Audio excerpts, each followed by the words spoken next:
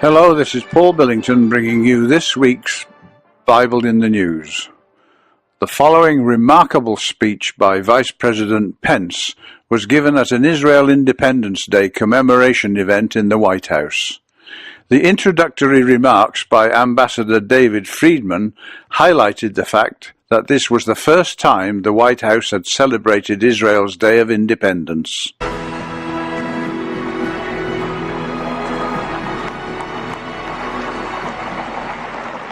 President Lillian Pincus, Ambassador Ron Dermer, members of Congress, Israeli ministers, members of the Knesset, distinguished guests, friends, and fellow Americans. It is great to be back to AIPAC, the largest and most influential gathering of the Friends of Israel in the United States.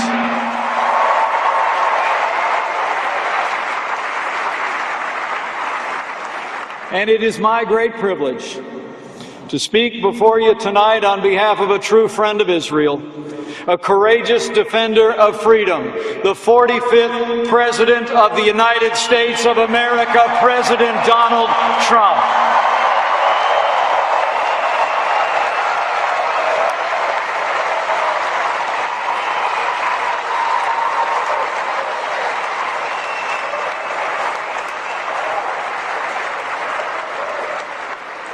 Thanks to the support of so many in this room, President Trump won a historic victory, and I'm here to pay a debt of gratitude to all of you who helped elect a president who I know will make America great again.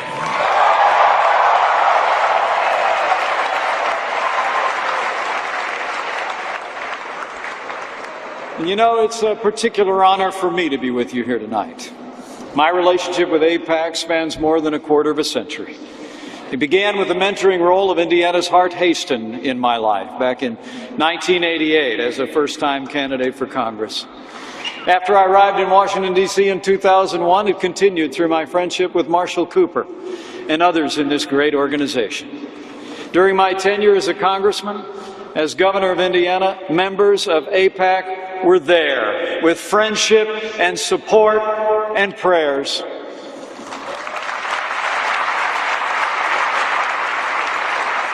And let me just say, it's actually very hard for me to express before those friends of so many years the profound humility and gratitude I feel to stand before you tonight as the 48th Vice President of the United States of America.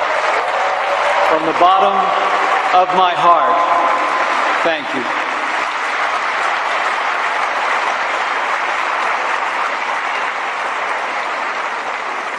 And it's the greatest honor of my life to serve as Vice President to President Donald Trump. I'm proud to call him my friend.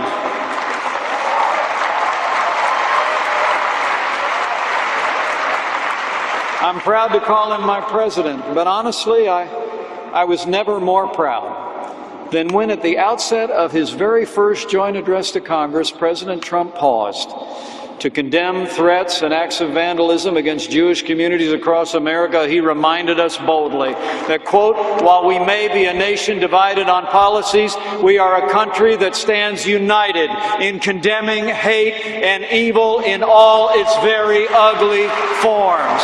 And President Donald Trump is a man of his word.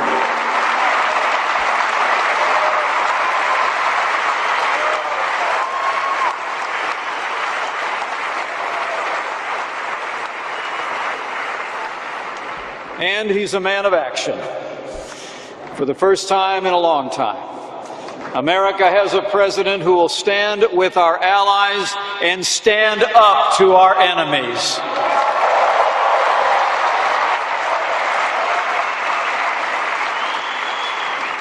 And under President Donald Trump, if the world knows nothing else, the world will know this: America stands with Israel.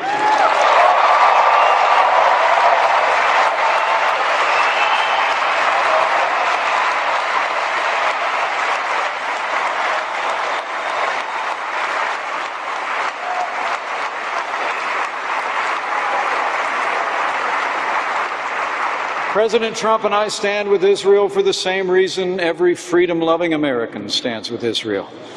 Because her cause is our cause. Her values are our values. And her fight is our fight.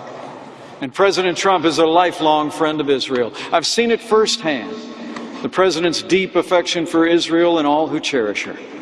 It was the morning after the election. I was in the room when Prime Minister Netanyahu called to congratulate the President on that great victory. I heard President Trump express his unwavering support for Israel and the Jewish people, support he would reiterate last month when he welcomed the Prime Minister to the White House to reaffirm the enduring bond between our nations and our peoples.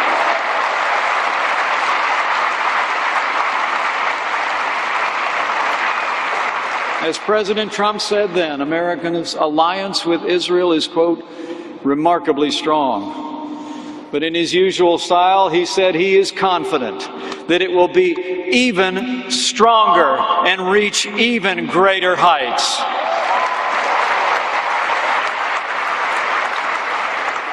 Now, for my part, my Christian upbringing compels me to cherish Israel. The songs of the land and the people of Israel were the anthems of my youth. My wife and I had the privilege of visiting Israel in 2004 and again in 2008.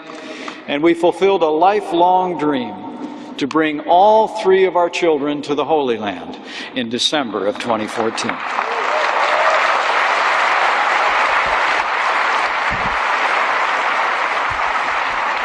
Let me say from my heart, as for me and my house, we pray for the peace of Jerusalem and all who call her home.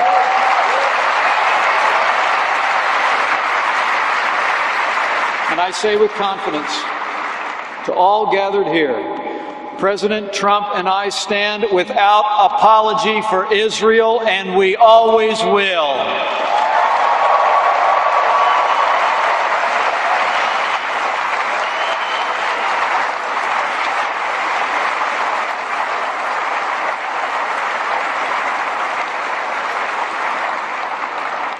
I mean, just look at the actions President Trump has taken since he took office. Like when he named Governor Nikki Haley to be America's ambassador to the United Nations.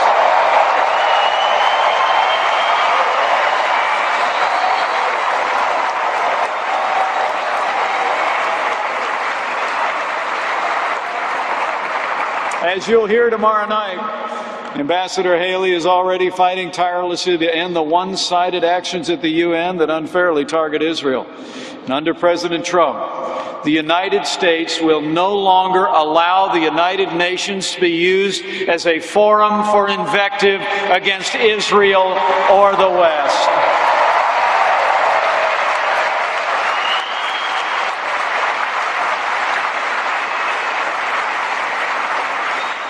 Or how about when President Trump named David Friedman to represent the United States of America in Israel?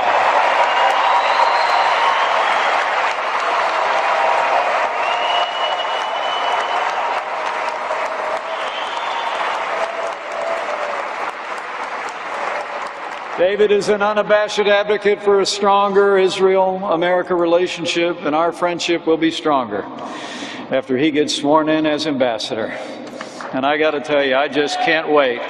This week it will be my high honor to administer the oath of office to Ambassador David Friedman.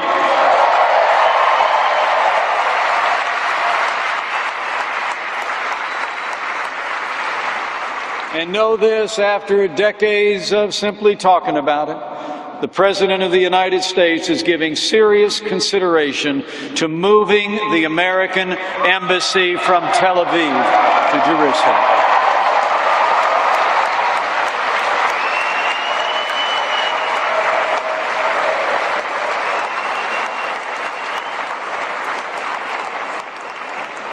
But let me be clear. President Trump is also invested in finding an equitable and just solution to the Israeli-Palestinian conflict. Just a few weeks ago, the President dispatched Jason Greenblatt, his special representative for international negotiations, to visit Israel and the Palestinian territories and to bring a message that President Trump is committed to forging a lasting peace in the Middle East. Just last week, Jason hosted a senior Israeli delegation led by Prime Minister Netanyahu's chief of staff to continue these discussions. And while there will undoubtedly have to be compromises, I can assure you all, President Trump will never compromise the safety and security of the Jewish state of Israel.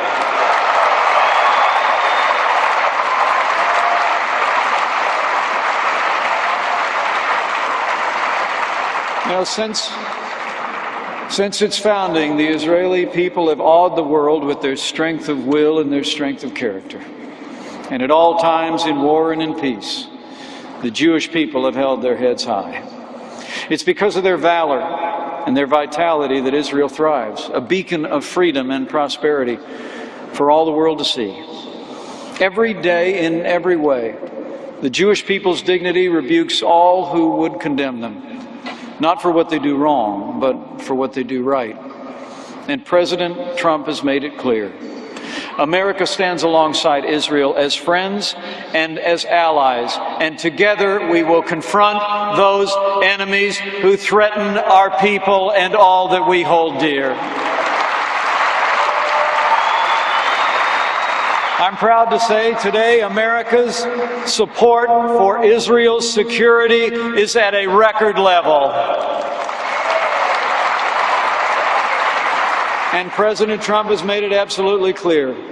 Our commitment to Israel's defense is non-negotiable. Not now, not ever.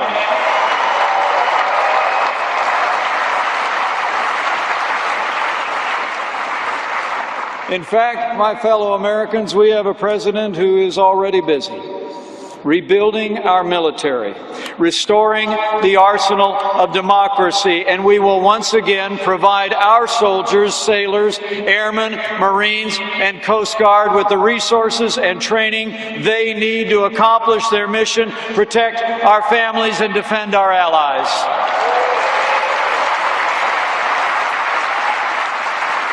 And in President Trump, America has a leader who will call our enemies by their name.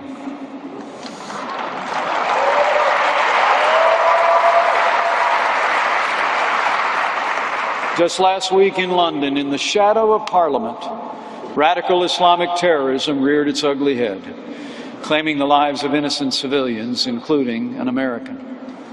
At this very moment, our administration is crafting plans to defeat radical Islamic terrorism so it can no longer bring violence to our enemies, to our allies, or inspire violence here at home. And let me be clear, President Trump is working with our military. And the American people can know this. We will hunt down and destroy ISIS at its source so it can no longer threaten our people, our allies, or our most cherished ally, Israel.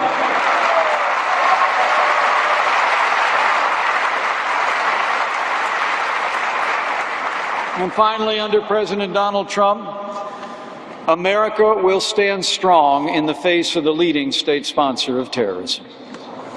This administration has put Iran on notice.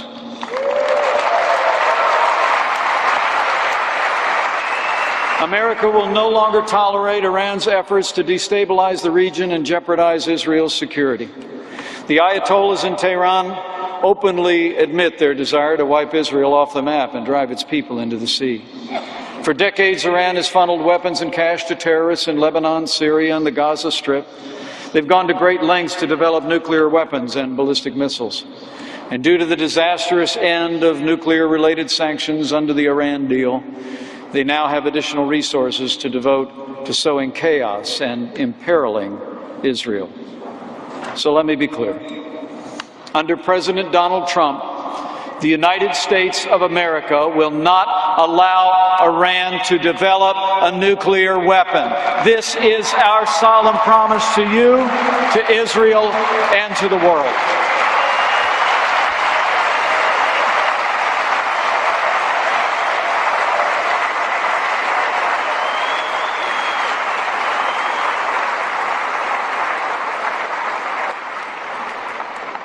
history attests that enmity toward the Jewish people often turns from evil thought to evil action. My family and I paused to reflect on this truth of history just over a month ago while I was representing the United States in Munich, Germany. After attending the security conference, my family and I traveled to the first Nazi concentration camp in Dachau. I'd been there as a young man, but Karen and I wanted our daughter to see it too. We arrived at the camp in an early morning fog, and we were accompanied on our tour by Abbe Noer, a 93-year-old Holocaust survivor who had been imprisoned in Dachau as a 17-year-old boy. As we walked through the camp, Abbe described to me the hellish life he endured, toiling away as a slave while those around him were taken away, one by one, never to return. And then he stopped, looked up at me with tears in his eyes and said words I'll never forget. He said, "Then the Americans came."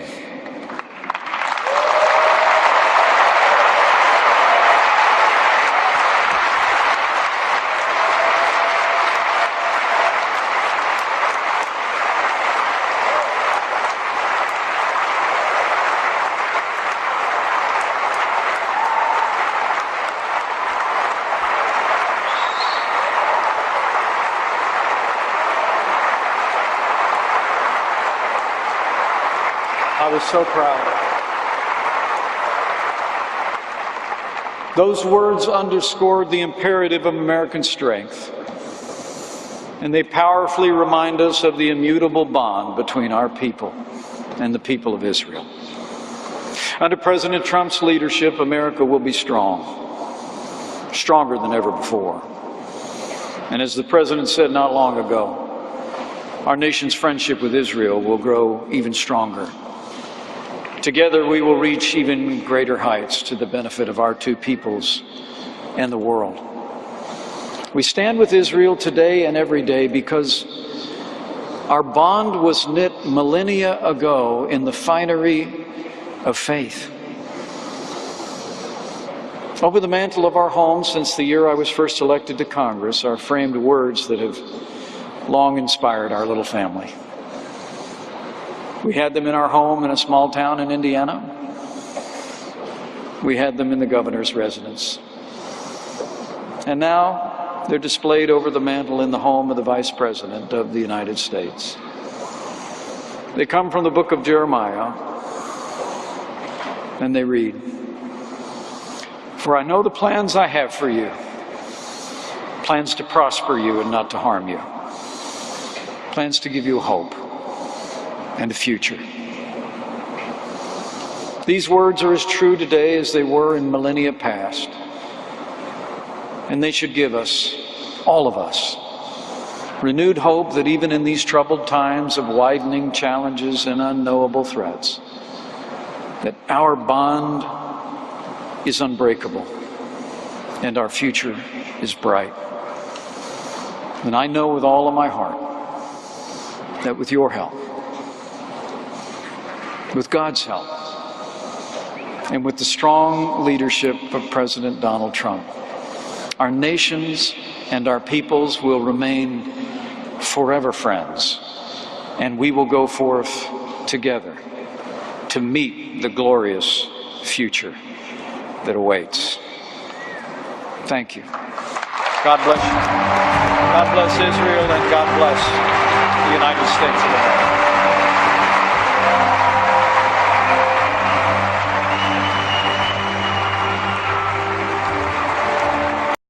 Thank you for listening to this week's Bible in the News. The incredible events just show us how Bible prophecy is being fulfilled on a continuing basis. Please listen again next week to BibleInTheNews.com. Thank you.